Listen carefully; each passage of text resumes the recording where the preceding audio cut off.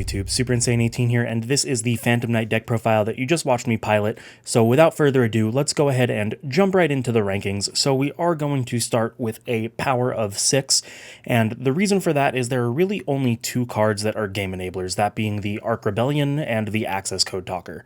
Now, you can still get game with some of your other cards. The fact that Ancient Cloak can pump up any of your Darks by 800, you can definitely swing for game with Rusty Bardiche, Dragoons, Appaloosa combo that you've seen me do in this replays. So you do have that, but the only two actual just game enablers are the Access Code and the Arc Rebellion. Moving into the consistency, we are going to give it a consistency of 7, and that is a little bit high, but that can be attributed to the 15 extenders that this deck plays.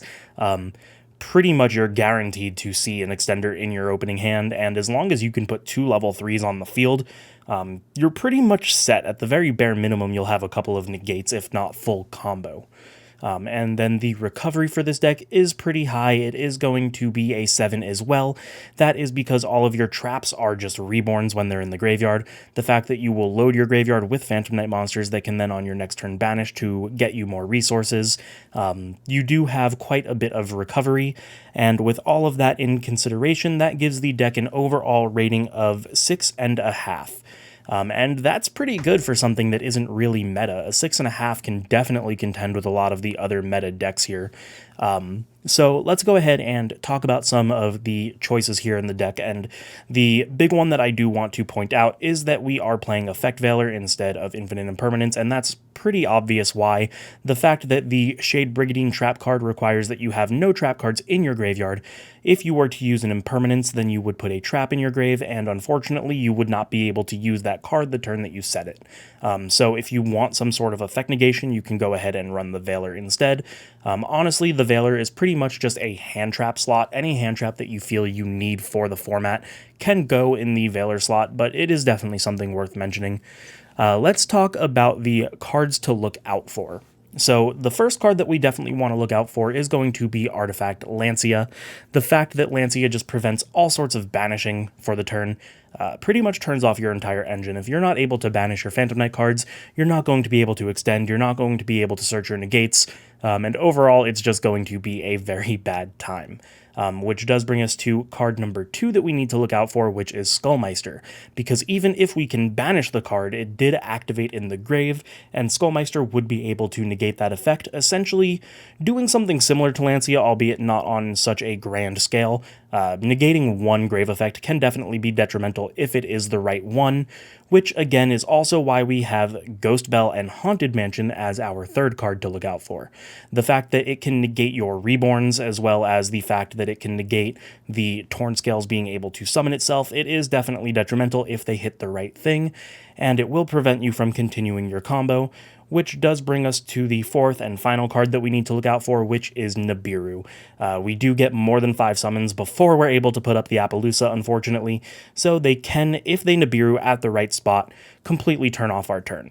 The best place to Nibiru from my own personal just experience playing this deck and against this deck, if you Nibiru when they have the Rusty Bardiche, the Cherubini, and the 2 monsters that they're going to use to make the Appaloosa, Nibiru there, because that turns off as many of their resources as possible. They've already used extenders to get to that point, and usually they won't be able to recover. Best case scenario for your opponent at that point is that they can set up a Predaplant with the Dragoon, which 1 negate is a lot better than 4 or 5. So that would be the best and most optimal time to Nibiru against this. So if you are playing this, just also take into consideration that if you get Nibiru'd at that point, it's pretty bad for you. So moving on to the notable cards, number 1, we have Twin Twister. The reason that Twin Twister is notable and why we would play that over something like Cosmic Cyclone, again, should be fairly self-explanatory. You get to discard. In a deck where most of your effects are graveyard effects, where you can banish things from the graveyard, being able to discard a card to get rid of your opponent's back row isn't really a cost. You get to activate whatever the effect of whatever you sent was and just continue extending while getting rid of your opponent's resources at the same time.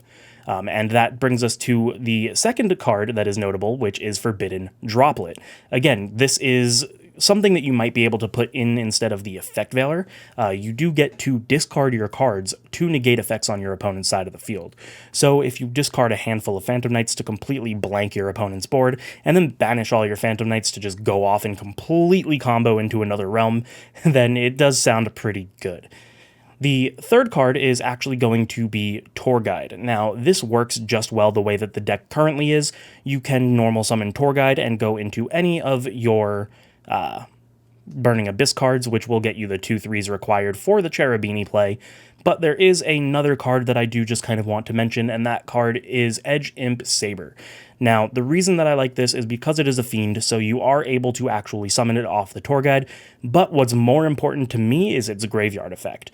The fact that you can take a card from your hand and put it on top of the deck in order to summon it can be very good. You are able to do stuff like put back the Red Eyes Fusion, which is honestly phenomenal. If you brick on that Red Eyes Fusion and you know that you're not going to be able to make the Predaplant because of that, you can always just summon back the Edge Imp Saber by putting the Red Eyes Fusion back into your deck, completely turning on your full combo again, and it is a little nutty. It's not in the notable card section. I will throw it up on the screen if I haven't already, but it definitely is something that is incredible and worth playing if you are going to play Tour Guide. I don't think it's necessarily worth it without the Tour Guide, but if you want to run Tour Guide, that is definitely a card you should play. And our fourth and final notable card is going to be Leviair the Sea Dragon. Now, this is a card that will just add to your recovery the fact that it can summon back one of your banished monsters. So in a certain situation, you could make it with 2/3s, bring back something like your Ancient Cloak. Then when you send your Ancient Cloak to the grave, it can banish itself to add back a Phantom Knight card from your deck, and then that Phantom Knight card can just accrue you more resources, and it does end up getting a little insane. For the variant that I played, I just didn't have the room for it, but it is definitely something worth playing.